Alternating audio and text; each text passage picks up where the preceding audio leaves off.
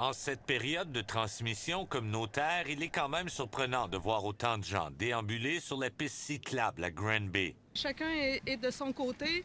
Moi, à date, ils sont très respectueux, les gens. Faut dire qu'ils étaient nombreux à vouloir prendre l'air aux abords du lac Boivin.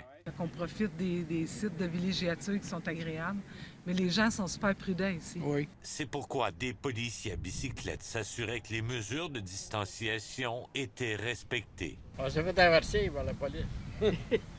Donc, vous êtes éloigné un peu. C'est ça. Pendant ce temps, n'entrez pas qui veut sur le territoire de Bromont. Oui.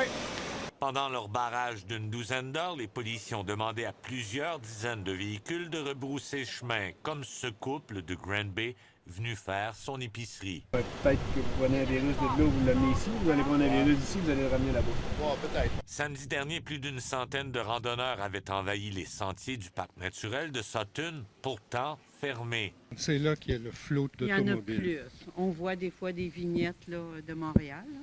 Compte tenu que les gens ne respectaient pas les consignes, les mesures mises en place, la municipalité de Sutton a engagé mardi dernier une firme de sécurité pour faire passer le message. Aujourd'hui, les rares visiteurs qui ont tenté de s'y aventurer ont été invités à faire demi-tour. Le véhicule est passé sous le cordon de sécurité. Oui, la fille est sortie pour le lever.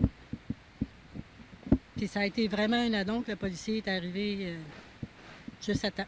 À Sutton comme à Bromont, on demande aux touristes de s'abstenir de s'y rendre. Et c'est pas tout le monde qui le voit important.